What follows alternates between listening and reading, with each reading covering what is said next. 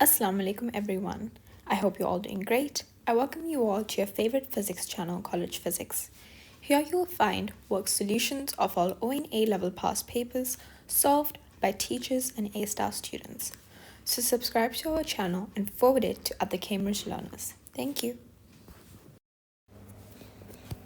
Okay, so the paper that we're doing today, it's from May, June 2020. It's P4 variant 41. It's for 1 hour 15 minutes. There are around 10 questions and total 80 marks, and you have to answer all of them. So let's start with number 1. Because this paper, obviously आपका सबसे ज़्यादा weightage इसी paper का है, we're going to be way more descriptive, and I will be giving you guys a break after 5 questions, and you can pause, take a break, come back, join us. Okay, so let's start. An airplane of mass 2.5 into 10 to the power 5 kg lands with a speed of 62 meters per second on a horizontal runway at time t is equals to 0. ठीक है, हमारे पास ये plane है, उसका मास दिया हुआ है और उसकी स्पीड बताई हुई है कि क्या है स्पीड उसकी जब वो रनवे को हिट कर रहा है. ठीक है, और टाइम है ये हमारा 0. The airplane decelerates uniformly as it travels along the runway in a straight line until it reaches a speed of 6 meters at time equals 35 seconds. अब रनवे पे पहले तो वो क्या करेगा, डीसेलरेट करेगा. ठीक है, क्योंकि वो ऑब्वियसली इतना फास्ट आ रहा है. डीसेलरेट मतलब उसकी जो स्पीड होगी वो डिक्रीज़ करेगी. ठीक है, स्पीड उसकी वेलोसिटी डिक्रीज़ करेगी, इस वजह से वो डीसेलरेट करेगा. ये रनवे की बात होती है. ठीक है, और उसके बाद वो एंड पे 6 meters per second की velocity पे आ जाएगा, and this is the time 35 seconds. Now we have to calculate the deceleration of the airplane in 35 seconds after it lands. सबको बताना चाहिए कि acceleration है, सबको बताना चाहिए कि acceleration का formula क्या है. A is equals to v minus u upon t, और यही formula deceleration में भी यूज़ होता है. अब हमारे पास v होता है हमारा फाइनल वेलोसिटी, यू होता है इनिशियल वेलोसिटी. तो ये हमारा फाइनल वेलोसिटी है. ठीक है, और ये हमारी इनिशियल वेलोसिटी है. ठीक है, सो 6 माइनस 62 अपॉन टाइम कितना है, टोटल टाइम है 35 सेकेंड्स, बिकॉज हमने 0 से लेके 35 सेकेंड्स किया. ठीक है, हम कैलकुलेट करेंगे तो आंसर हमारे पास आएगा -1.6. ठीक है, लेकिन हम यूजुअली ज़रूरत नहीं होती है, आप ए लेवल्स मांगते तभी इसका ज़्यादा इंपॉर्टेंस होता है. बट अभी हमसे डीसेलेरेशन मांगी हुई है ना, तो आप 1.6 लिखो. अगर हमें एक्सेलरेशन दी हुई होती ना तो आप लिखते -1.6. समझ आ रही है, लेकिन क्योंकि ताकि बता सके कि ये एक्सेलरेशन नहीं हो रही, डीसेलेरेशन हो रही, लेकिन यहाँ पर हमें ऑलरेडी डीसेलेरेशन लिखा हुआ है तो उसमें आपको माइनस लगाने की ज़रूरत नहीं है. और हमें पता है कि एक्सेलरेशन या डीसेलेरेशन का यूनिट क्या होता है, मीटर अपॉन सेकेंड. क्यों, बिकॉज ये है वेलोसिटी अपॉन टाइम. तो वेलोसिटी का होता है मीटर अपॉन सेकेंड और टाइम का होता है अपॉन सेकेंड. आप ये लिख सकते हो, या तो फिर ऐसा लिख सकते हो मीटर अपॉन सेकेंड स्क्वायर्ड, या तो फिर मीटर s-2. ठीक है, next, the resultant force acting on the airplane as it decelerates. अब आपके दिमाग में फ़ौरन से फॉर्मूला आना चाहिए, force is equals to mass into acceleration. Acceleration हमने निकाल ली है एंड मास है हमारा 2.5 इंटू 10 टू पावर 5. सो हम करेंगे 2.5 into 10 to power 5 and acceleration है हमारी 1.6. तो हमारी फोर्स यहाँ पर निकल रही है 400,000 न्यूटन्स. तो हम क्या कर लेंगे, 4 इंटू 10 टू पावर 1 2 3 4 5 है, 1 2 3 4 5, हाँ 4 इंटू 10 टू पावर 5. तो ये बन जाएगा 400,000 न्यूटन्स. प्लीज़ अपने यूनिट्स ना भूलें. तो the momentum of the airplane when its speed is 6 metres per second.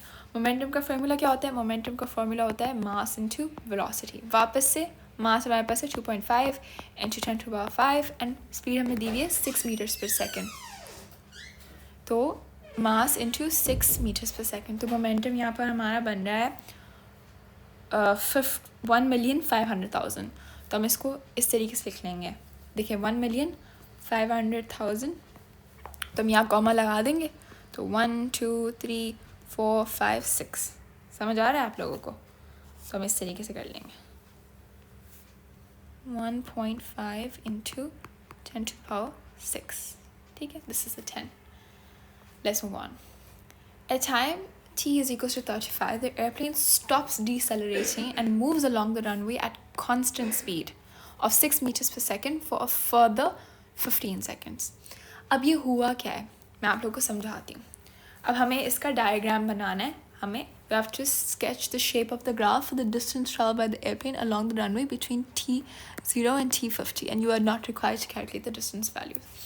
अब ये बात सबसे पहले सबको पता होनी चाहिए कि जब डिस्टेंस टाइम का ग्राफ होता है हमारे पास, तो उसमें जो हमारे पास यहाँ पे ग्रेडियंट बनता है ना, ये वेलोसिटी के लिए स्टैंड करता है. क्यों? मैंने आपको पहले ही बताया था, ग्रेडियंट का फॉर्मूला होता है Y axis upon X axis. Y axis में हमारे पास है डिस्टेंस अपॉन यहाँ पर टाइम. डिस्टेंस अपॉन टाइम होता है वेलोसिटी. ठीक है, तो हमारा ये जो ग्रेडियंट है ये बेसिकली वेलोसिटी को रिप्रेजेंट करेगा. आई होप एवरीबडी अंडरस्टूड दैट. अब मैं आपको समझाऊंगी. क्योंकि हमारा ग्रेडियंट वेलोसिटी है, पहले हमें पता था कि एक्सेलरेशन डीसेलरेशन हो रही थी. टाइम 0 से टाइम 35 तक डीसेलरेशन हो रही थी. ठीक है, डीसेलरेशन मतलब क्या हो रहा था, वेलोसिटी गिर रही थी. ठीक है, और वेलोसिटी सिर्फ गिर नहीं रही थी, वेलोसिटी का गिरना चेंज हो रहा था. मतलब चले हम इसको इतना वो एग्जैजरेशन मैं कभी दिखाती हूँ. ओके, 0 से लेकर 35 तक वेलोसिटी गिर रही थी, डीसेलरेशन हो रही थी. ठीक है, उसके बाद वेलोसिटी का चेंज, मैं इस तरह समझाती हूँ ज़्यादा बेहतर समझाएगा. चेंज ऑफ वेलोसिटी नेगेटिव था. समझ आ रही? डीसेलरेशन होता है change of velocity negative. Acceleration का फॉर्मूला क्या होता है, rate of change of velocity. और यहाँ पर rate of change of velocity positive हो तो acceleration, rate of change of velocity अगर नेगेटिव हो तो डीसेलरेशन. रेट मतलब डिवाइड बाय टाइम. तो 0 से लेके 35 तक हमारी एक्सेलरेशन गिर रही थी, मतलब चेंज इन वेलोसिटी रिड्यूस हो रही थी. मतलब समझे, पहले उसकी स्पीड थी I don't know, 500 meters per second. That's very less for an airplane, but I'm just saying. Let's just say 500 meters per second, फिर 450 meters per second, फिर 390 meters per second. इस तरीके से हमारी चेंज इन वेलोसिटी नेगेटिव थी. तो ये था डीसेलेशन 0 से लेके 35 सेकंड्स तक. फिर 35 सेकंड से लेके 50 सेकंड्स तक हमारे पास क्या था, हमारे पास कांस्टेंट वेलोसिटी. जब वेलोसिटी चेंज ही नहीं हो रही, देयरफॉर एक्सेलरेशन क्या होगा, नो एक्सेलरेशन. बिकॉज जब वेलोसिटी चेंज होती है और वेलोसिटी का चेंज नेगेटिव होता है या पॉजिटिव होता है, तभी एक्सेलरेशन डीसेलरेशन होता है. अगर वेलोसिटी चेंज हो ही नहीं रही है तो एक्सेलरेशन भी नहीं होगा, ना ही डीसेलरेशन होगा. अब आपके पास डिस्टेंस टाइम ग्राफ है. ठीक है, उसमें आपको ये चीज़ याद रखनी है. पहले तो डिस्टेंस टाइम ग्राफ में जो आपका ग्रेडियंट है, मैंने आपको बताया था, वो वेलोसिटी को रिप्रेजेंट करता है. ठीक है, अब अगर हम बात कर रहे हैं, ठीक है, ये देखें, जैसे वेलोसिटी इज इक्वल्स टू 0, मतलब वेलोसिटी 0 है, मतलब कि चीज़ चेंज, मतलब चीज़ हिल नहीं रही. कोई भी चीज़ है, आप हैं, ठीक है, आप एक जगह खड़े हुए, आपकी वेलोसिटी 0 है, मतलब कि आप हिल नहीं रहे. तो आपका डिस्टेंस क्या होगा, आपका डिस्टेंस कांस्टेंट होगा. देखें, आपका डिस्टेंस समझे, ये 0 1 2 3, आपका डिस्टेंस 3 ही रह रहा है, या तो आपका डिस्टेंस 0 ही रह रहा है. क्यों? क्योंकि आपकी वेलोसिटी क्या है, 0 है, आपकी वेलोसिटी चेंज नहीं हो रही. अगर आपकी वेलोसिटी कांस्टेंट है और पॉजिटिव है, अब इसका क्या मतलब हुआ, पॉजिटिव वेलोसिटी नेगेटिव वेलोसिटी. देखें, आपको पता है कि वेलोसिटी क्या है, वेलोसिटी एक वेक्टर है. मतलब कि ना सिर्फ कि वो मैग्नीट्यूड बल्कि वो डायरेक्शन पे भी डिपेंड करता है. अब समझे, जैसे आप है ना, आप जो ना यहाँ खड़े हुए हैं, ठीक है, यहाँ पे आप खड़े हुए हैं, ठीक है, आपका रेफरेंस पॉइंट ये है और आप राइट हैंड साइड के टुवर्ड्स मूव कर रहे हैं. अब आपने सोच लिया है कि राइट हैंड साइड की जो डायरेक्शन है ना, वो होगी पॉजिटिव, क्योंकि वेलोसिटी की बात हो रही है. मतलब कि लेफ्ट हैंड साइड की डायरेक्शन होगी नेगेटिव. आप इसको ऑपोजिट भी लिख सकते हैं, इस साइड को हम नेगेटिव कर सकते हैं, इस साइड को पॉजिटिव कर सकते हैं. That doesn't make a difference. But समझिए, हमने राइट साइड को पॉजिटिव डिरेक्शन दे दी और लेफ्ट साइड को नेगेटिव. अगर आप राइट हैंड साइड की तरफ मूव कर रहे हैं, विद आपकी स्पीड है 6 मीटर्स पर सेकेंड, कॉन्स्टेंटली ये स्पीड आपकी, मतलब आपकी वेलोसिटी 6 मीटर्स पर सेकेंड ही है राइट हैंड साइड की. आप ना स्लो होते हैं ना फास्ट होते हैं. अगर आप लेफ्ट हैंड साइड की तरफ जा रहे हैं 6 मीटर्स पर सेकेंड, आपकी वेलोसिटी कांस्टेंट है.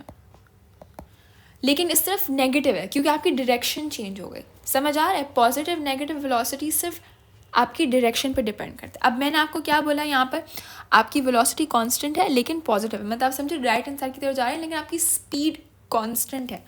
उसको हम नोट करेंगे इस तरीके से या तो फिर इस तरीके से, रियली डजंट मैटर। ठीक है, इसका क्या मतलब है? आपका ग्रेडियंट क्या है? आपका ग्रेडियंट कांस्टेंट है। आपको नज़र आ रहा है आपका जो ग्रेडियंट है, ये जो आपका ग्रेडियंट होता है ये क्या है? कांस्टेंट है।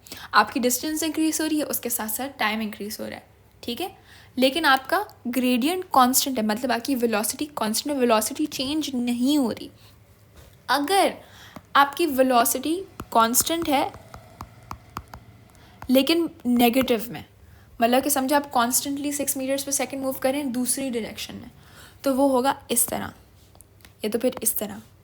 आपका ग्रेडियंट क्या है? आपका ग्रेडियंट नेगेटिव है लेकिन कांस्टेंट है।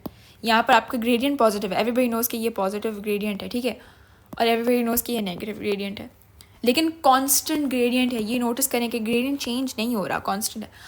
अब हम आते हैं एक्सेलरेशन डीसेलरेशन पे। यहाँ पर मैं दूसरा बना दूँ क्योंकि थोड़ा फुल हो गया। अगर हम बात कर रहे हैं, चलो कोई दूसरा कलर ले लेते हैं, मैं बोर हो रही हूँ इस कलर से। ठीक है, सही है। अब समझे हमारे पास एक्सेलरेशन की बात हो रही है। ठीक है, एक्सेलरेशन में क्या होता है? वेलोसिटी क्या होती है? वेलोसिटी का चेंज होता है पॉजिटिव, एंड वेलोसिटी चेंज हो रही है मतलब कि नॉट कांस्टेंट। ये बहुत छोटा लिख लिया। खैर, चेंज इन वेलोसिटी पॉजिटिव मतलब वेलोसिटी चेंज हो रही है लेकिन इसका चेंज पॉजिटिव है, तो उसको हम इस तरीके से डोनेट करते हैं। वेलोसिटी क्या कर रही है? चेंज हो रही है फर्स्ट ऑफ ऑल, ऊपर से आपकी वेलोसिटी का चेंज पॉजिटिव में, बेसिकली एक्सेलरेशन। अब मैं आपको एग्जाम्पल के साथ दिखाती हूँ कि मैं क्यों बोल रही हूँ। फॉर एग्जाम्पल यहाँ पर आपके पास है 5, 10, 15, 20। ठीक है, 1, 2, 3, 4। अब हम 2 पॉइंट्स लेते हैं। चले पहले यहाँ पर पॉइंट लेते हैं। ठीक है, यहाँ पर मेरी डिस्टेंस हो गई 2 या तो फिर 2.5 और टाइम हो गया 1। मैं आपको बस समझा रही हूँ बिकॉज आई नो कुछ बच्चों को ये समझ नहीं आएगा ग्राफ। ठीक है, और यहाँ पर हमारी डिस्टेंस है 5, 10, 15, 20। ठीक है, और हमारा टाइम है 1, 2, 3, 4। ठीक है, 4। तो अब इन दोनों जगह की हम पहले वेलोसिटी निकालते हैं। ठीक है, 2.5/1 is equals to 2.5 metres per second. ठीक है, 20 हम यहाँ पर कर रहे हैं 4। 20/4 will give us 5 metres per second. नज़र आ रहा है आपको? वेलोसिटी चेंज हो रही है, वेलोसिटी यहाँ पर चेंज हुई है लेकिन इसका चेंज पॉजिटिव है, तो ये हमारा एक्सेलरेशन हुआ। आई hope everybody understood that, because अब मैं आपको डीसेलरेशन दिखाऊंगी। मेरे पास जगह ही नहीं है, 1 मिनट।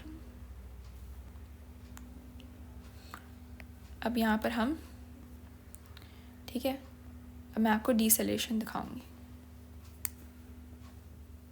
क्या हो गया? मैं आपको अब डीसेलरेशन दिखाऊंगी। बार बार क्या बोल रही हूँ? सही है, ये देखें। एक काम करती हूँ मैं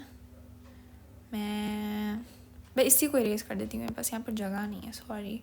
बल्कि मैं आपको नीचे दिखा देती हूँ ना, क्या फ़र्क पड़ता है। नीचे आ जाए, नीचे आ जाए, हाँ ये ज़्यादा बेहतर है। अब हम यहाँ पर डीसेलरेशन का देखेंगे। ठीक है, डिस्टेंस है हमारा। ठीक है, डिस्टेंस है,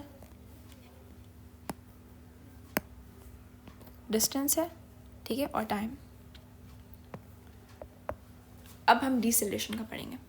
डीसेलरेशन में क्या होगा? वेलोसिटी चेंज होगी, यस, लेकिन चेंज इन वेलोसिटी होगा नेगेटिव। ठीक है, ये 2 चीज़ें हमें बताएंगी कि डीसेलरेशन है। अब हम देखेंगे कि डीसेलरेशन का हम शो कैसे करते हैं। हम शो करते हैं इस तरीके से। ये वाला है ना, और ये ऊपर वाला है, आपको याद रखना है वैसे दोनों, लेकिन मैं आपको एक्सप्लेनेशन दूंगी कि ये इस तरीके से क्यों। फॉर एग्ज़ाम्पल ये हमारे पास 1 second, 2 second, 3 second, 4 second, 5 second, 6 second. ठीक है, 1 सेकेंड एंड यहाँ पर 6 सेकेंड, और यहाँ पर हमारे पास है 5, 10, 15, 20, 25। ठीक है, अब हमारा जो 1 सेकेंड है उस पर यहाँ पर हमारे पास आ रहा है समझे 7। ठीक है, और जो 6 सेकेंड वाला है वहाँ पर आ रहा है 25। अब दोनों जगह की आप वेलोसिटी निकालना है. 7/1 will give us 7 metres per second. इस जगह की वेलोसिटी है 7 मीटर्स पर सेकेंड. ठीक है. और जो दूसरा वाला है 25/6, 25/6 क्या आ रहा है, मैंने करती हूँ. 25 डिवाइडेड बाई 6 आ रहा है हमारे पास 4.2 मीटर्स पर सेकेंड. अब इसमें क्या हो रहा है, वेलोसिटी चेंज हो रही है, लेकिन चेंज ऑफ वेलोसिटी क्या है, नेगेटिव. तो ये हमारा डीसेलरेशन है. आई नो मैंने काफ़ी लंबी की है, बट इट्स जस्ट ताकि सबको समझ आ जाए. ठीक है. तो अब हम यहाँ पर अपनी डीसेलरेशन ड्रॉ करेंगे. 0 से लेकर 35 सेकेंड तक हमें पता है कि क्या होगा, डीसेलरेशन होगी. उसके बाद इसने क्या बोला कि इसकी स्पीड कांस्टेंट हो गई एट 6 मीटर्स पर सेकेंड. यहाँ पर हमारी कांस्टेंट हो गई स्पीड. यहाँ पर हमने डीसेलरेशन शो किया है और यहाँ पर हमने कांस्टेंट वेलोसिटी शो की है. ठीक है. I hope everybody understood this. अब हमसे क्या बोला गया, as the airplane decelerates its kinetic energy decreases, suggest what happens to this energy. अब ये डीसेलरेशन कब हुई है, जब इसने आकर क्या किया है, डीसेलरेशन कब हुई है, जब इसने आकर टच्ड रनवे. ठीक है. जब इसने आकर रनवे टच किया. समझ आ रही है आप लोगों को. अब क्या हुआ, कांटेक्ट में आया ये हमारे रनवे से और इसकी एनर्जी डिक्रीज हो गई. क्यों, ये एनर्जी हो गई थर्मल एनर्जी में कन्वर्ट. थर्मल एनर्जी क्यों, जब हमारे टायर्स हमारे फ्लोर पे लगे या हमारे ब्रेक्स हुए, उसकी वजह से काइनेटिक एनर्जी थर्मल एनर्जी में कन्वर्ट हो गई. तो हमें बेसिकली यही लिखना है. ठीक है. कि kinetic energy got converted into thermal energy due to contact due to tires. या तो आप ये भी लिख सकते हैं contact with air. आप ये लिख सकते हैं because of brakes. ठीक है. ये हमारे पास एक्सप्लेनेशन आ गया. आपको हमेशा बताना कि ये क्यों कन्वर्जन हो रहा है. ठीक है. suggest what happens to this energy. हमसे पूछा जा रहा है कि क्या होता है इस एनर्जी के साथ. ठीक है. ओके. ये हमारा क्वेश्चन हो गया. अब हमारे क्वेश्चन 2 पे. ओके. यहाँ पर हमारे पास स्प्रिंग का है, तो आई एम गेसिंग कि स्प्रिंग कांस्टेंट वाला कुछ ना कुछ तो आएगा. I don't know about you guys, but मुझे इतना बुरा लगता था हमेशा स्प्रिंग कांस्टेंट. मतलब मुझे आई थिंक आज तक समझ ही नहीं आया. नहीं मजाक करी हूँ, अब तो समझ आ गया, पर उस वक्त I did not get it. Even जब आप एएस में आते हो ना, आप यही कर रहे हो तो काइनेमेटिक्स और इन चीज़ों में आपको इतनी बोरियत होती है ना एएस में, फिजिक्स में. आई ऑनेस्टली डोंट अंडरस्टैंड कि एएस फिजिक्स किसको पसंद है. बट एटू फिजिक्स में जब आता हो, honestly A two physics is so much better than AS physics. अगर आप you are somebody who actually enjoys calculations, you are gonna love A two physics. But AS बिल्कुल नहीं. खैर, figure 2.1 is the extension load graph for a light spring S. ठीक है. extension load curve है हमारे पास.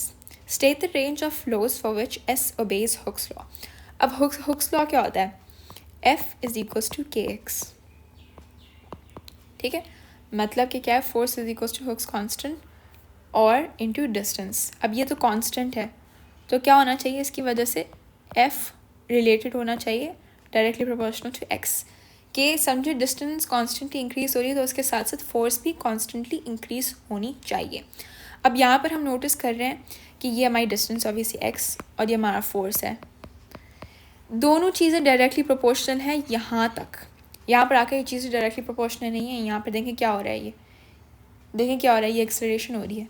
मतलब एक चीज़ दूसरी चीज़ के मुकाबले में ज़्यादा इंक्रीज कर रही है, तो ये तो सही नहीं है. तो 0 से लेके 8 न्यूटन्स तक S ओबे कर रहा है Hooke's law. ठीक है. 0 Newton's to 8 Newton's. Determine the spring constant of spring S. अब spring constant निकालने के लिए हम क्या है, force is equals to spring constant into distance. spring constant के लिए कर लेंगे force upon distance. अब हम कोई भी force या distance ले लें. for example यहाँ पर हमारे पास force है यहाँ पर 6 और distance यहाँ बन रही है, ये है 11 है और 12 के बीच में. ठीक है. 11.2 2 कर लेते हैं, चलें, ठीक है। 11.2 पहले तो हम करते हैं 6/11.2, सही कर रही हूँ ना मैं, डर लग रहा है, हाँ 6/11.2। तो हम ये अगर कैलकुलेट करें 6/11.2, आंसर आ रहा है 0.53, ठीक है। तो हम ये लिख लेते हैं 0.53, ये हमारी स्ट्रिंग्स कांस्टेंट है, ठीक है। हमने यहाँ पर 2 सिग्निफिकेंट फिगर लिख ली हैं because why not. Next, a second spring identical to spring S, देख लें, दूसरी स्प्रिंग लगाई आइडेंटिकल टू स्प्रिंग एस, मतलब कि सेम स्प्रिंग्स कांस्टेंट होगा दोनों का, सेम लेंथ होगी, सेम स्प्रिंग्स कांस्टेंट वगैरह वगैरह, is attached to spring S. The two springs are attached to a rod as shown in figure 2.2. A load of 4 newtons is suspended from the bottom of spring S. The arrangement is in equilibrium. ठीक है, हमारे पास 2 springs थी, बिल्कुल spring S, ठीक है, दूसरी spring भी spring S थी, उसमें 4 न्यूटन का लोड लगा दिया और वो ऑब्वियसली उसमें एक्सटेंशन हुई होगी, लेकिन वो स्टिल हो गया फिर, ठीक है। State the name of form of energy store in the two springs when they are stretch. अब आपको पता है जब कोई चीज़ स्ट्रेच्ड होती है उसमें इलास्टिक पोटेंशियल एनर्जी स्टोर हो जाती है।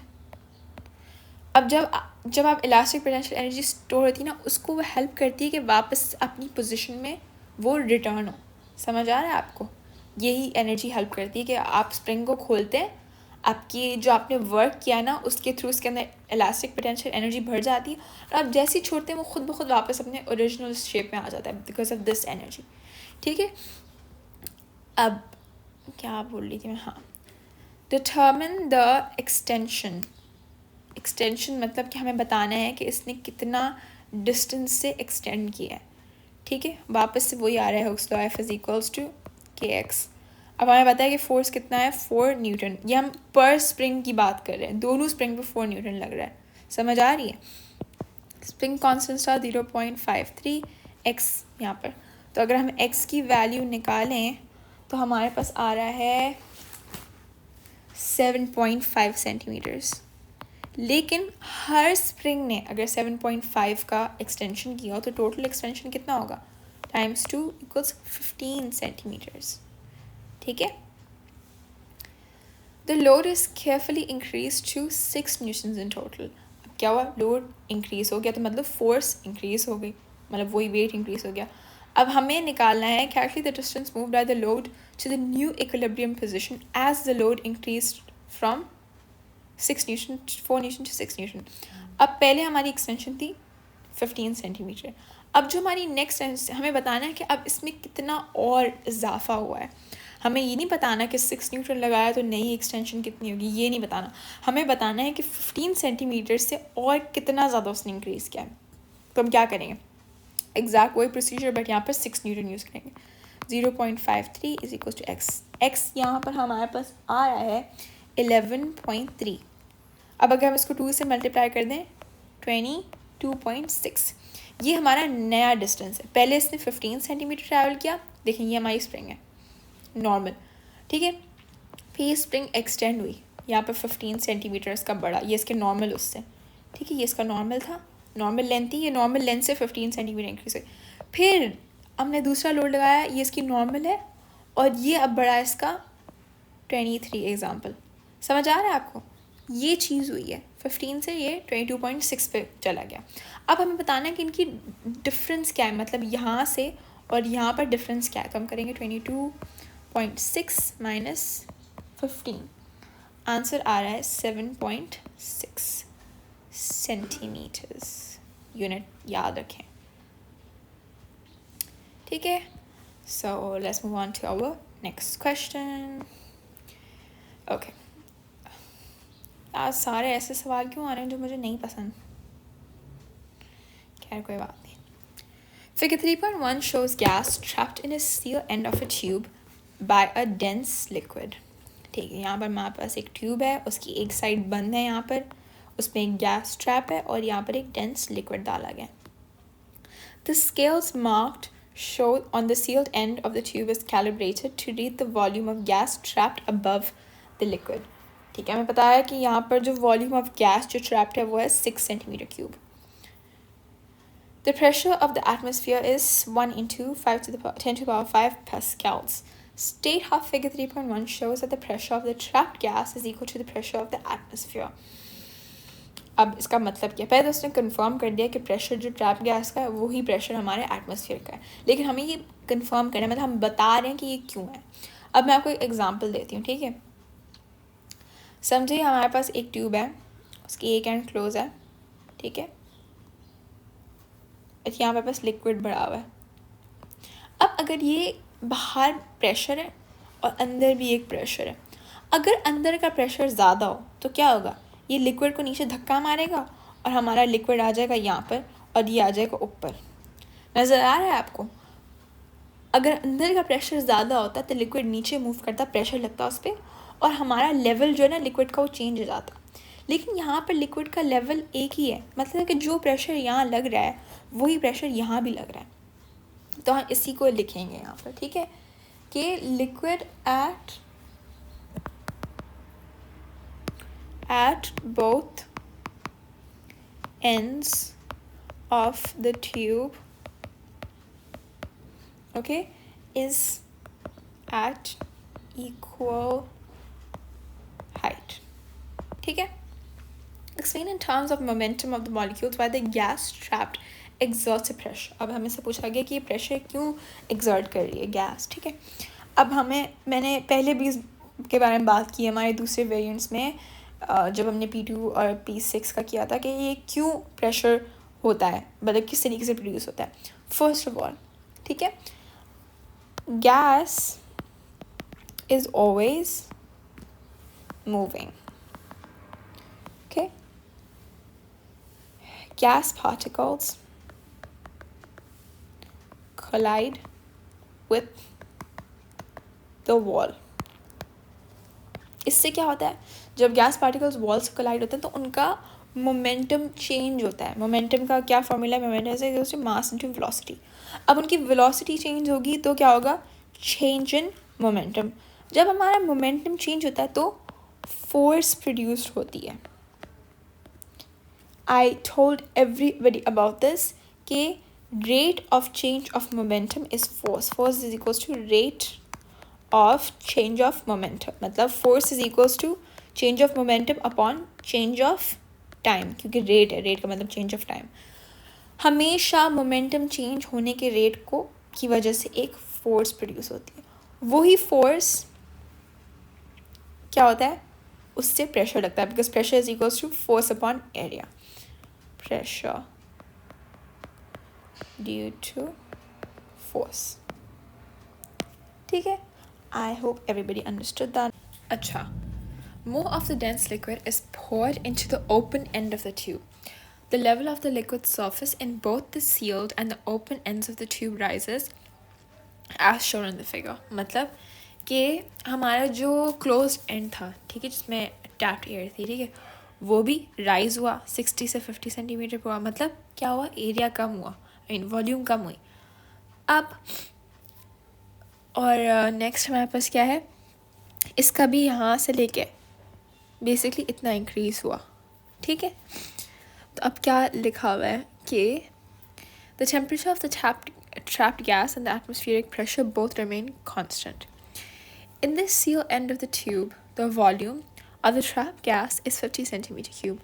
The open end of the tube, the liquid surface is 50 centimeters above the new level of the sealed tube. Calculate the P2 of the trapped gas. अब हमारे पास जो pressure है वो obviously trapped gas का. अगर आप ये सोच रहे हैं कि वो एक लेंथ पे है, ठीक है, मतलब एक डिस्टेंस से हमारे टॉप से, तो उस पर हम P is equals to rho g h वाला फार्मूला यूज़ करेंगे, तो हम ये फार्मूला यूज़ नहीं कर सकते. क्यों? क्योंकि हमारे पास क्या है? हमारे पास डेंसिटी नहीं दी हुई, हमारे पास डेंसिटी है ही नहीं. तो हम क्या करेंगे? पहले हम प्रेशर किस तरीके से निकालेंगे? हम यूज़ करेंगे P1 V1 is equals to P2 V2, क्योंकि इसके अलावा हमारे पास कोई ऑप्शन नहीं है, ठीक है. हमें पता है कि पहले का प्रेशर जो गैस ट्रैप थी उसका वही था जो एटमॉस्फेरिक प्रेशर था. तो 1 × 10⁵ और इसकी पहले वॉल्यूम थी 60 सेंटीमीटर क्यूब। अब नेक्स्ट हमारी प्रेशर 2 हमें निकालना है और उसकी वॉल्यूम है 50 सेंटीमीटर क्यूब। तो अगर आप इसको यहाँ डिवाइड कर दें, ठीक है, तो हमारा आंसर बन रहा है 1.2 × 10⁵ पास्कल्स। पहले हमारा जो ट्रैप गैस थी उसका प्रेशर था 1 × 10⁵, अब है 1.2 × 10⁵, ठीक है, क्योंकि हमने ऑब्वियसली लिक्विड ऐड किया था। Calculate the density of the liquid in this tube. अब हमें बताया जा रहा है कि हमें डेंसिटी निकालनी है। तो अब हमारे पास प्रेशर भी है नया वाला और हमारे पास जी भी है, एच भी है, एटमॉस्फेरिक प्रेशर भी है। अब हम आराम से डेंसिटी निकाल सकते हैं, लेकिन इसमें फॉर्मूला क्या बनेगा? इसमें फॉर्मूला बनेगा P2 = P atmosphere plus raw GH, क्योंकि आपको पता है कि इसमें अभी से एटमॉस्फेरिक प्रेशर ऐड किया जाएगा बिकॉज पहले इसका प्रेशर चेंज हुआ है, ठीक है। तो अब हम क्या करेंगे, हम ये करेंगे कि हम करेंगे P2 हमारा है 1.2 × 10⁵, उसको हम यहाँ पर माइनस कर देंगे क्योंकि इस तरफ ही ऐड हुआ हुआ ना, तो दूसरी तरफ माइनस हो जाएगा। -1 × 10⁵ = रॉ GH, ठीक है। और अगर हम इसको माइनस करेंगे यहाँ पर तो आंसर आएगा 2 × 10⁵, सॉरी 10⁴ अपॉन, यहाँ पर हमारे पास हमें रॉ निकालना है ना, तो जी तो मैं पता है 10 है, 10 मल्टीप्लाइड बाय हाइट हमारी क्या है? हाइट हमारी थी 15 सेंटीमीटर, जैसे कि हमें पता है कि हमें हाइट हमें मीटर्स में लिखता है, तो 15/100। आप सीधा 0.15 भी लिख सकते हैं, मगर किसी को समझ नहीं आया तो मैंने यहाँ पर पूरी डेरिवेशन दी हुई। तो यहाँ पर आंसर हमारे पास आएगा 1.3 × 10⁴ kg/m³। क्यों? क्योंकि डेंसिटी होती है मास अपॉन वॉल्यूम, तो वॉल्यूम का तो फॉर्मूला मीटर क्यूब है, या आप ऐसे लिख सकते हैं kg/m³, ठीक है। ये हमारा यहाँ का। Okay, number 4, water has a heat specific capacity of 4200 joules per kg and a boiling point of 100 degrees Celsius. State what is meant by boiling point. Boiling point is the temp at which liquid turns into gas. जब आप A levels में जाएंगे ना, आपने अगर यही statement लिखी ना तो आपको 0 मार्क्स मिलेंगे। वो बात की बात है, बट अभी आपको यही याद करना है, ठीक है। A mass of 0.3 kgs of water at its boiling point is poured into a copper container which is initially at 11 degrees Celsius. After a few seconds, the temperature of the container and water are both 95 degrees. अब इसमें हुआ क्या है, हमारे पास पानी था, हमने उसको कॉपर कंटेनर में डाला। वो पानी पहले 100 डिग्री सेल्सियस पे था और कॉपर कंटेनर 11 डिग्रीज। पानी डालने के कुछ सेकंड बाद जो पानी है उसने 5 डिग्रीज ड्रॉप किया और जो कंटेनर है वो 11 डिग्रीज से 95 डिग्री पे पहुंच गया, ठीक है। अब हमसे पूछा जा रहा है calculate the energy transfer from the water. अब हम एनर्जी ट्रांसफ़र किस तरीके से ढूंढेंगे? हमें एक एनर्जी का फॉर्मूला पता है जो होता है डेल्टा थीटा = CM ΔT। ये हमारी हीट स्पेसिफिक हीट कैपेसिटी का फॉर्मूला बेसिकली इसमें एनर्जी का है, ठीक है, क्योंकि हमें ऊपर हीट स्पेसिफिक कैपेसिटी दी हुई है तो इसका ये एक हिंट है कि इसका फॉर्मूला बेसिकली हमारे पास यूज़ होगा। तो हमें दी हुई है कि वाटर की स्पेसिफिक हीट कैपेसिटी है 4200 joules per kg, आपको लिखने की ज़रूरत नहीं है, multiply by mass of water which is 0.3, और टेम्परेचर चेंज क्या हुआ है पानी का 5 डिग्रीज गिरा है, 100 से 95 आया है। तो यहाँ पर हमारा जो एनर्जी ट्रांसफ़र है उसको आप कैलकुलेट करें, हमें मिल रहा है 6300 joules। अब हमें कॉपर कंटेनर की thermal capacity basically heat capacity होती है। हीट कैपेसिटी का फॉर्मूला होता है C = delta theta upon change in temperature.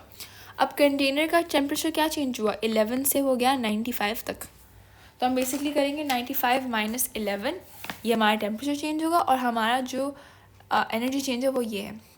ये पानी ने बेसिकली वाटर ने बेसिकली ये चीज़ कंटेनर को दी है, तो ये कंटेनर ने गेन किया और उसका टेम्परेचर इतना इंक्रीज़ हुआ।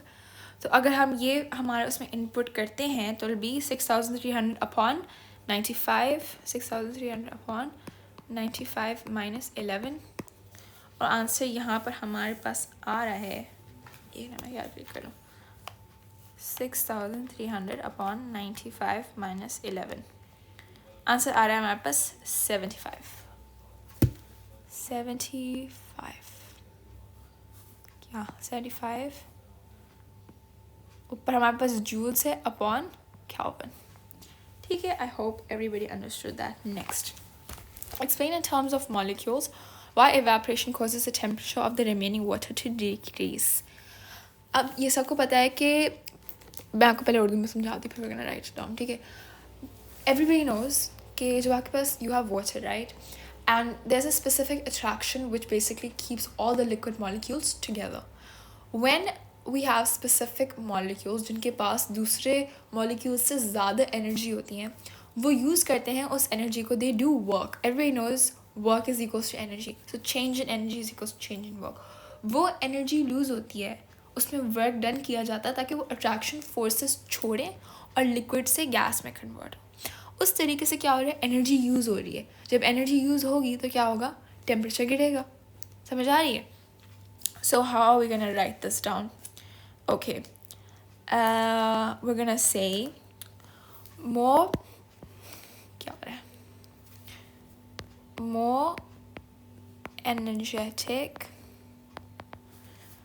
molecules escape।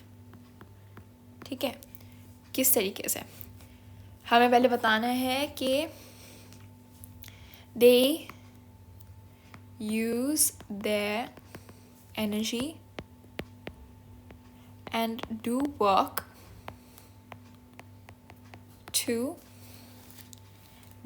to escape liquids attractive forces and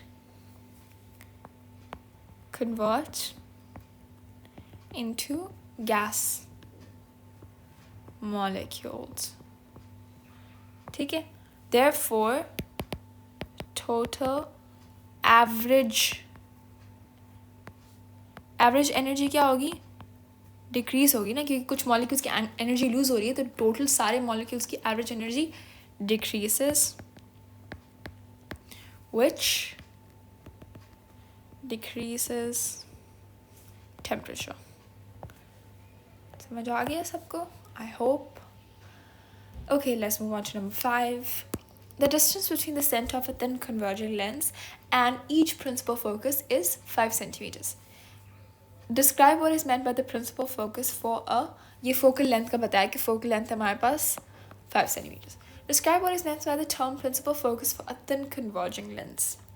अब converging lens सबको पता है क्या होता है कि principal focus की towards refraction होती है। ठीक है, तो हम लिखेंगे इसमें, हम ये लिखेंगे कि it is where okay मैं बताती हूँ, where incident parallel rays meet after passing through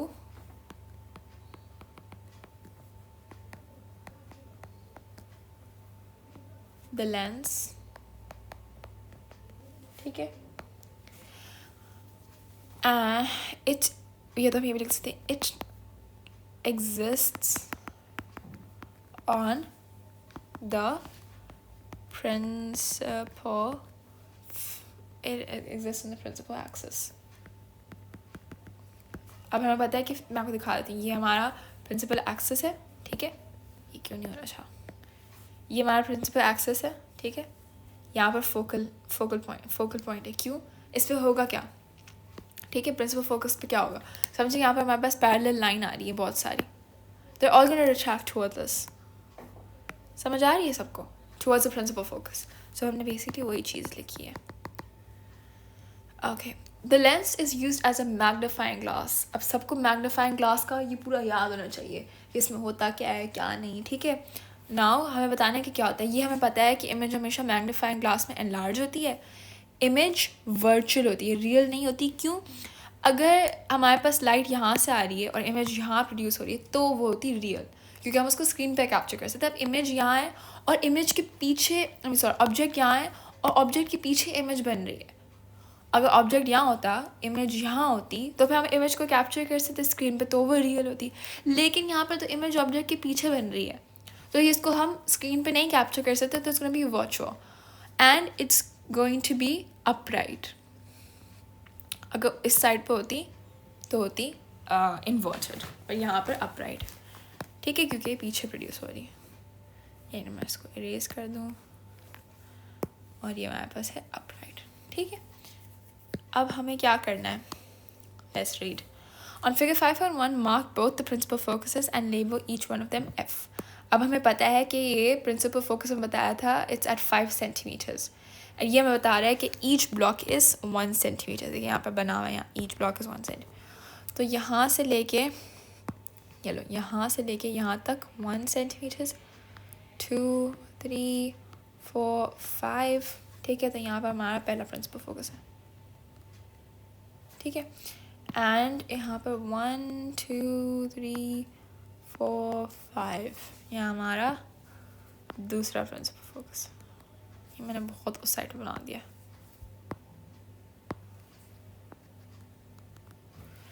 ठीक है, ये मैंने अपने प्रिंसिपल फोकस को ड्रॉ कर लिया. By drawing on figure 5.1 find the position of object Q and label object O and label object O to the diagram. अब हमारा ऑब्जेक्ट कहाँ होगा? फोकल लेंथ से कहीं ऑब्वियसली आगे होगा. यहाँ पता है प्रिंसिपल फोकस ये है, F लेबल कर देते हैं इसको. इसके अगर कहीं यहाँ होगा ना, सिर्फ तभी हमारी इमेज हमें पता है पीछे बनती है और बड़ी बनती है.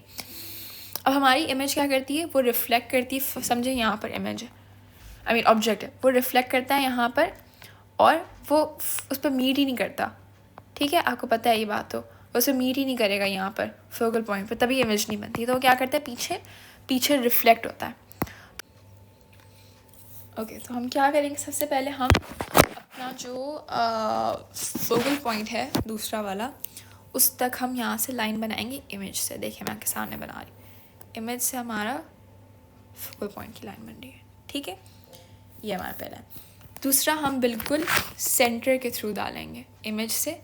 हमारा जो सेंटर जो प्रिंसिपल एक्सिस है इसके थ्रू. अब क्या होगा कि यहाँ पर लाइन जो बन रही है इधर, ठीक है, यहाँ से लाइन बनेगी जहाँ पर वो टच करेगी दूसरी लाइन को. आपको दिखाती हूँ किस. इधर यहाँ बनेगी हमारी इमेज. ये हमारी इमेज होगी, आई मीन ऑब्जेक्ट. ये हमारा ऑब्जेक्ट होगा. क्योंकि रियल लाइफ में क्या हो रहा है, मतलब ये तो हमने उल्टा दिखाया ना. ऑब्जेक्ट का पहले यहाँ रे जा रही है, फिर यहाँ रे जा रही है, फिर ऑब्जेक्ट से ये रे. ये ऑब्जेक्ट की दो रेज हैं, इस तरफ और इस तरफ. और अगर जब इनको पीछे लेके जा रहे हैं तो इमेज यहाँ बन रहा है. हमने बेसिकली उल्टा निकाला है, बट इसके लिए आपको ऐसे ही करना पड़ता है. ये हमने अपना ऑब्जेक्ट भी ढूंढ लिया. अब हमें डिस्टेंस ढूंढनी between the object and the centre of the lens. ये हमें बताया कि ये this is 1 centimetre, 2 centimetres, this is 2.8 centimetres. ठीक है, हम कर देते हैं 2.8 centimetres. Okay, and we done with that question. अगर किसी को भी पॉज करना है एंड ब्रेक लेना है, you may go ahead and do that. Okay, question number 6. ठीक है, अब हमें क्या बोला गया है? The speed of sound in air is 340 metres per second. Calculate the range of wavelengths for the sound that are audible by the human ear. अब हमें पता है कि हमारे पास जो फ्रीक्वेंसी है ना, उसकी रेंज क्या है, which is audible by the human ear. That is 20 hertz to 20,000 hertz. ठीक है, अब हमें वेवलेंथ निकालनी है. अब हमारे पास V है, हमारे पास F है, हमें निकालना है लैम्डा. हमारा इक्वेशन है V is equals to F lambda. Therefore lambda will be V upon F. हमारे पास होगा पहला 340 upon 20 and 340 upon 20, 1 2 3,000. ठीक है, तो बस क्या आंसर निकालती हूँ. 340 upon 20 we have 17 meters, and we have 1 2 3 we have 0.017 meters. तो ये हमारा आंसर है. Sound waves are longitudinal waves. Describe how a longitudinal wave differs from a transverse wave. तो हमें पता है कि ये हमारी ट्रांसफर्स वेव होती है. ये वेव की डायरेक्शन इस तरफ है और पार्टिकल्स हमारे परपेंडिकुलरली वाइब्रेट कर रहे हैं जो वेव के हैं, ठीक है. लेकिन जो हमारी लॉन्गिट्यूशनल वेव है, ठीक है, मतलब कैसे बताऊँ मैं आपको, जो हमारी लॉन्गिट्यूशनल वेव है, ठीक है, समझें वो इस तरीके से भी, ये वेव की प्रोपगेशन है और इसके पार्टिकल्स हमारी वेव के साथ ही हमारी वेव के पैरेलल वाइब्रेट कर रहे हैं और यहाँ पर पार्टिकल्स वेव के परपेंडिकुलर वाइब्रेट कर रहे हैं, ठीक है. तब लिखते हैं इन लॉन्गिट्यूशनल waves particles vibrate perpendicular to the direction of propagation of wave. In transverse wave, particles vibrate perpendicular to propagation of wave. है ना, छोटा में लिख दिया है क्योंकि मेरे पास जगह नहीं है. एंड हम ये भी लिखते हैं इन longitudinal waves. आपको पूरा लिखना है, मेरे पास जगह नहीं है तो मैं छोटे में लिखा. इन longitudinal waves we have compressions and rarefactions, ठीक है, क्योंकि 3 मार्क का था मैंने 3 चीज़ लिख दी. सही है. Figure 6.1 shows a band in front of a building. The drum produces a low frequency sound. ठीक है, हमारा ड्रम है, उसमें low frequency है, ठीक है. Other musical instruments produce a high frequency sound. Other musical instruments produce a high frequency. However, these sounds are equally loud. मतलब same amplitude. ठीक है. A young man at the side of the building hears the drum. ठीक है, सुनाई देता है, but not the high frequency sounds. Explain why this happens. अब सबको पता है कि म्यूज़िक यहाँ से यहाँ तक डायफ्रैक्शन के थ्रू जा रहा है. ये मैंने आपको पहले भी पढ़ाया था, ठीक है. ये वॉल्स के through it's gonna diaphragmally move. So sound waves reach him by diffraction. There's another thing that everybody needs to know about. वो ये है कि जितनी फ्रीक्वेंसी हमारी, देखें यहाँ पे क्या है, v = f lambda, राइट. अब जहाँ पर फ्रीक्वेंसी हमारी लो है, ठीक है, तो उसमें लैम्डा क्या होगा, लैम्डा ज़्यादा होगा. वेवलेंथ, ठीक है, wavelength is directly proportional to the diffraction of waves.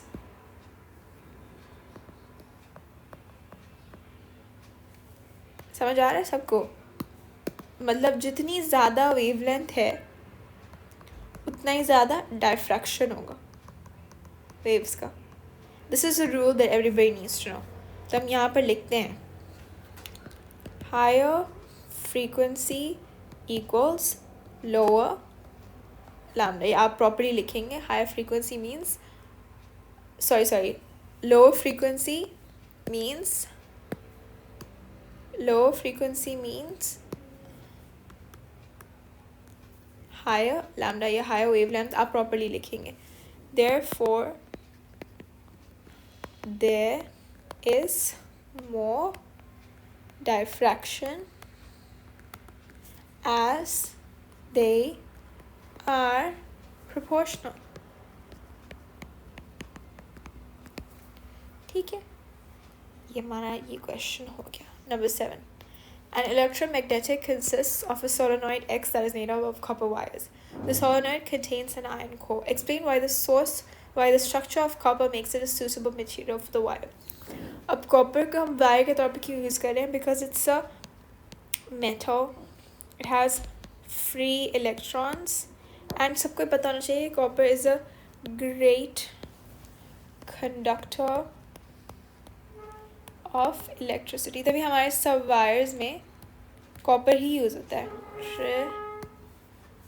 Electricity, ठीक है। Why iron is a suitable material for the core of the electromagnet? अब इलेक्ट्रोमैग्नेटिक का जो कोर है ना, वो हम ऐसा मटेरियल यूज़ करते हैं तो आसानी से मैग्नेटाइज हो जाए और आसानी से डीमैग्नेटाइज हो जाए। सो आयरन इसी वजह से बेहतर है, because मैग्नेटाइजेस easily and demagnetizes easily, ठीक है। एनी मैं बस फिगर 7.1 हमें दिखा रहा है electromagnetic inside a solenoid Y. अभी हमारा इलेक्ट्रोमैग्नेटिक जो हमारा सोलेनॉइड एक्स था, ये एक और सोलेनॉइड के अंदर आ गया, नज़र आ रहा है आपको। और जो हमारा सोलेनॉइड एक्स है वो एसी पावर सप्लाई से कनेक्टेड है। Describe in effect what happens solenoid Y when solenoid X is connected to an alternating current power supply. अब जब सोलेनॉइड एक्स है वो जब एसी पावर सप्लाई से कनेक्टेड होगा तो क्या होगा हमारे पास, ठीक है। ये बात समझ जाए कि जो एक्स की वजह से मैग्नेटिक फील्ड है वो वेरिएबल प्रोड्यूस होगी। तो हम लिख देते हैं X produces because of the AC current variable magnetic field due to this क्योंकि ये मैग्नेटिक फील्ड अगर वेरिएबल होगी तो उसकी वजह से क्या होगा, इलेक्ट्रो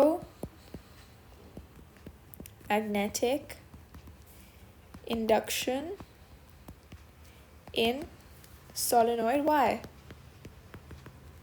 ठीक है। और इसकी वजह से इलेक्ट्रोमैग्नेटिक इंडक्शन की वजह से क्या होगा, सोलेनॉइड वाई में ईएमएफ प्रोड्यूस होगा। ईएमएफ मतलब करंट प्रोड्यूस होगा और वोल्टेज प्रोड्यूस होगी इन सोलेनॉइड वाई, ठीक है। A switch and lamp are connected in series to the terminals of solenoid Y. When the switch is closed, the lamps light up at a normal brightness. Describe and explain what happens to the current in solenoid X when the switch is closed. अब ये बोल रहा है कि solenoid Y के साथ जो ना इसने यहाँ पर बल्ब वगैरह कुछ लगा दिए, क्या लिखा हुआ है, हाँ, a switch and lamp, okay, यहाँ पर लगा दिया इसने। अब जब ये स्विच क्लोज होगा तभी वो बल्ब ऑब्वियसली ऑन होगी, क्योंकि वहाँ पर उसकी वजह से करंट फ्लो करेगा। तो उससे एक्स के करंट में क्या फ़र्क पड़ेगा, अब फ़र्क ये पड़ेगा करंट इन एक्स इंक्रीजेस। क्यों, अगर करंट इन एक्स इंक्रीज करेगा उसकी वजह से चेंज इन मैग्नेटिक फील्ड भी ज़्यादा मेजर होगी और ईएमएफ ज़्यादा प्रोड्यूस होगा वहाँ पर। So it will make up for the power that is needed, ठीक है, to supply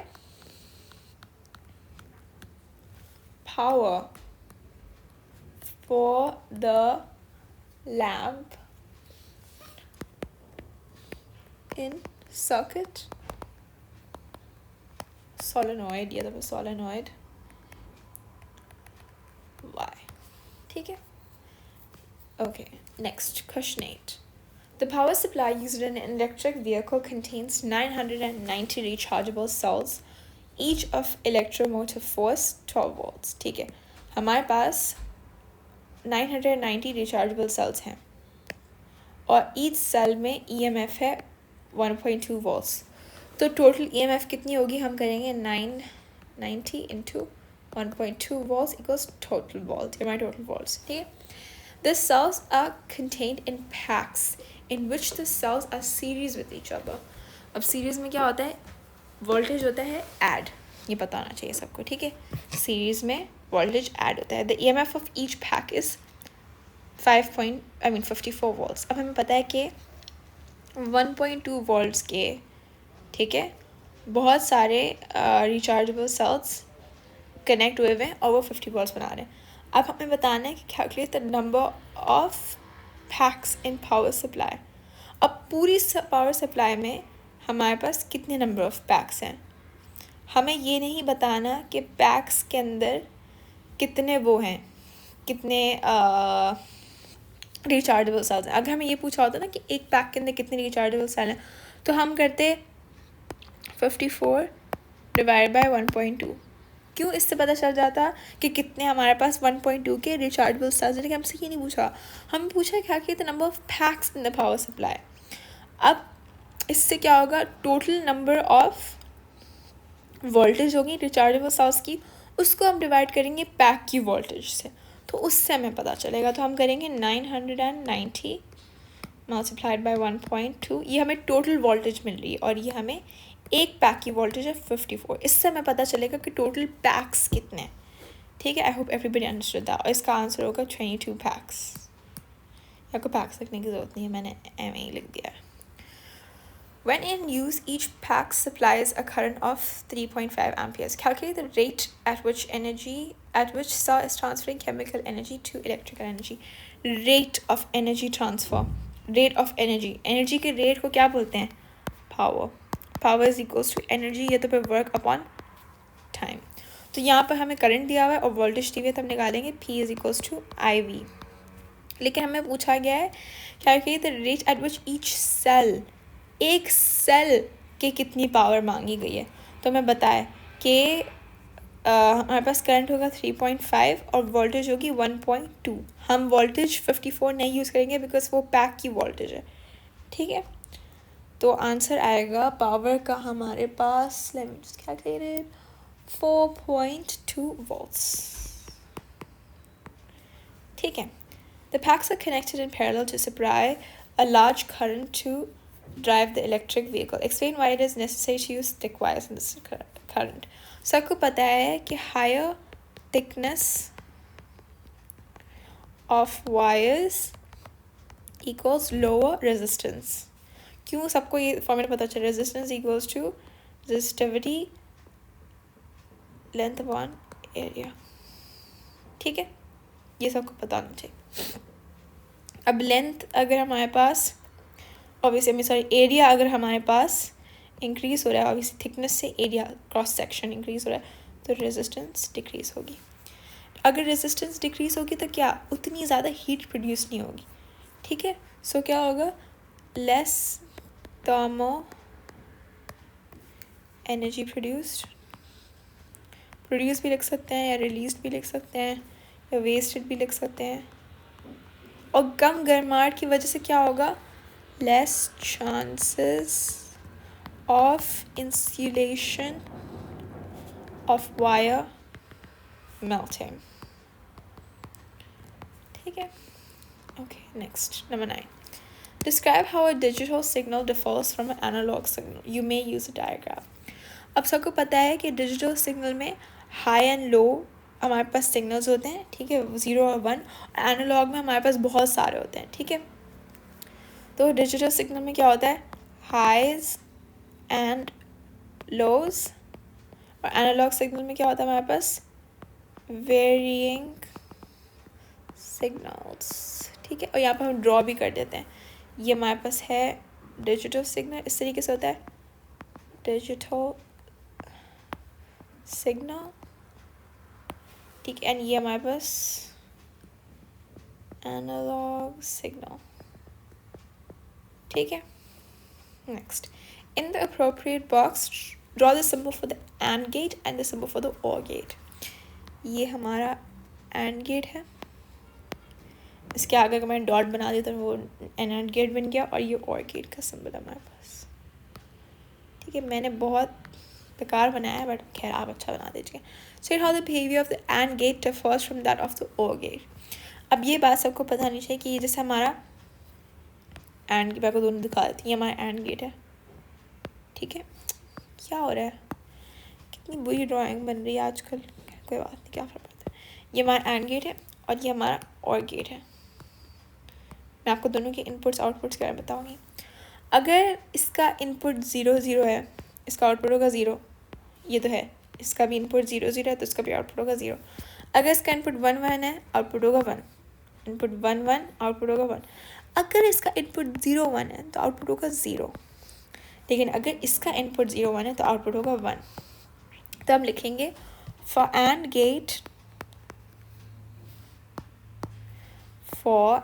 AND gate different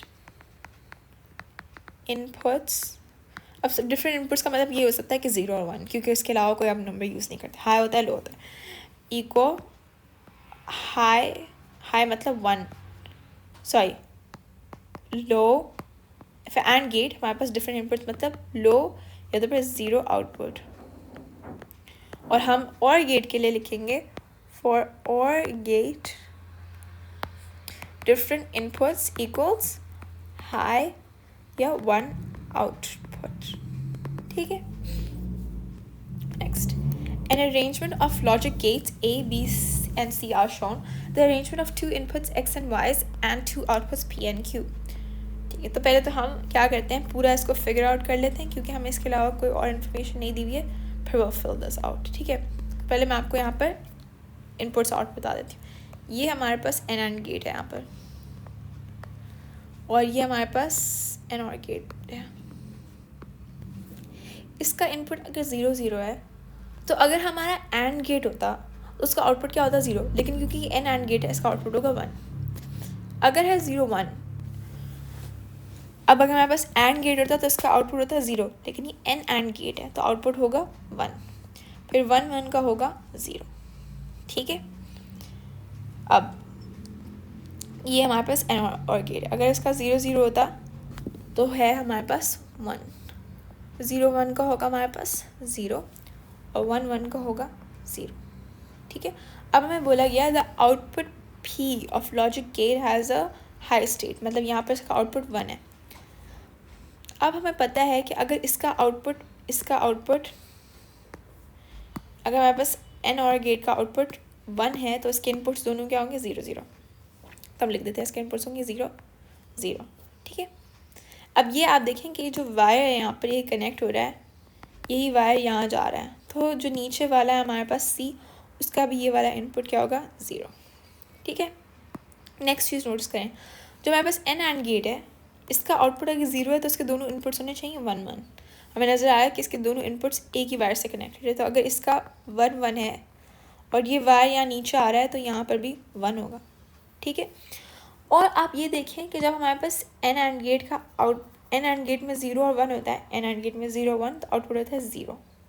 तो हम यहाँ पे लिख देंगे 0. हमें सब फिगर आउट हो गया सिर्फ एक वैल्यू के through. So determine the logic states of the two inputs of logic gate B. Logic gate B के दोनों इनपुट होंगे 0 0 obviously, क्योंकि इसके अलावा कहीं भी हमारे पास 1 प्रोड्यूस नहीं होगा, तो 0 0. Determine and explain the logic state of output Q. Logic state of output Q हमने देखा तो ऊपर है क्या 0. Inputs of gate C is 0 and 1, which leads to output being 0. ठीक है. किसी और को कुछ ऐड करना आप कर सकते हो बिल्कुल. And here's our last question, number 10. Figure 10.1 represents a neutral atom of an isotope of element X. अब हमारे पास यहाँ पर 5 इलेक्ट्रॉन्स हैं, यहाँ हमारे पास 5 प्रोटॉन्स हैं, और हमारे पास 1 2 3 4 5 6 7 8 हैं. 1 2 3 4 5 8 न्यूट्रॉन्स हैं और 13 न्यूक्लियॉन्स हैं. ठीक है. State one similarity between this atom and a neutral atom of a different isotope. Isotope में क्या चेंज होता है, हमारे पास सिर्फ न्यूट्रॉन्स चेंज होते हैं, और न्यूट्रॉन्स के साथ साथ हमारे पास न्यूक्लियॉन्स चेंज होते हैं. सिर्फ न्यूट्रॉन्स और न्यूक्लियॉन्स चेंज होते हैं. देयरफॉर क्या होगा, सेम क्या चीज़ रहेगी, इलेक्ट्रॉन्स भी चेंज हो सकते हैं लेकिन उसमें आयन वगैरह बन जाएगा, लेकिन प्रोटॉन्स हमेशा सेम होते हैं आइसोटोप्स के बीच में. The isotope of element or X is radioactive. It decays to form an isotope of element Y. ठीक है. It decays to form element X से एलिमेंट Y बनता है डीके के थ्रू, और डीके के थ्रू उसको क्या निकलता है, बीटा पार्टिकल. तो हमें उसकी न्यूक्लियोटाइड नोटेशन बनानी है. तो हमारे पास जो X है, ठीक है, X के ऊपर क्या है, हमारे पास कितने वो है न्यूक्लियॉन्स, हमारे पास हैं 13, और प्रोटॉन्स हैं 5। ये प्रोड्यूस करता है बीटा पार्टिकल, तो यहाँ पे -1 है, यहाँ 0 है, प्लस सबको पता है जब यहाँ -1 है तो यहाँ पे क्या हो जाएगा, +1 हो जाएगा ऑब्वियसली। तो ये बन जाएगा y ऊपर 13 और नीचे +6, सॉरी नीचे 6 हो जाएगा। ठीक है, तो y पे आप ऊपर लिख दें 13 and 6। Beta particles ionize the air they pass through less strongly than the same number of alpha particles. So just why so? सबको पता है अल्फा पार्टिकल्स का चार्ज क्या होता है, +2, और बीटा पार्टिकल्स का चार्ज होता है -1। अब हम लिखते हैं क्यों। बीटा पार्टिकल्स में क्या होता है, have a lesser charge, they're a smaller size than alpha particles, ठीक है, they have less energy than alpha particles and faster than alpha particles।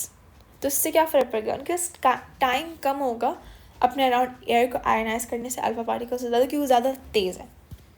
faster than alpha, therefore less time to ionize।